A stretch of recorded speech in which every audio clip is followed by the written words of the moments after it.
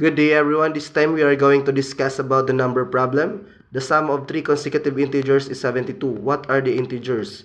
So this time we are going to identify the three consecutive integers that the sum is 72. So let's say that the first integer is x. So that is the first number, or represent as the first number. And next one will be x plus 1, since it is asking for the consecutive, so we will just let x plus 1 as the second, and the next one is x plus 2 for the third number. So this time, since it is asking for sum or the sum, then we are going to use an equation x plus 1 plus x plus 2 is equal to 72 as stated in the problem. So now, combining like terms, x plus x, that is 3x. And 1 plus 2, it is equal to 3, is equal to 72.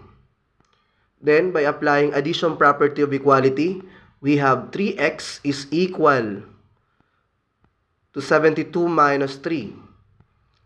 Then simplify, 3x is equal to 69 and divide both sides by 3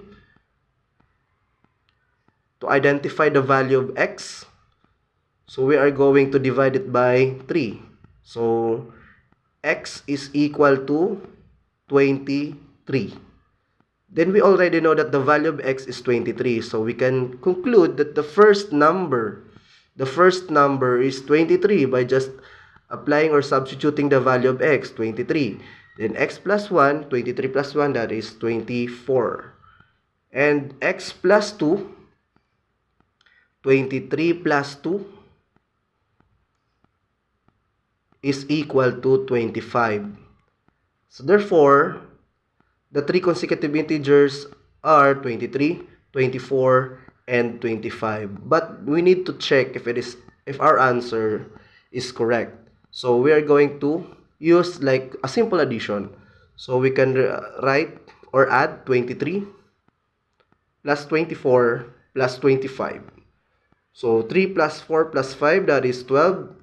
Bring down to carry 1, that is 7. So our answer is correct. That is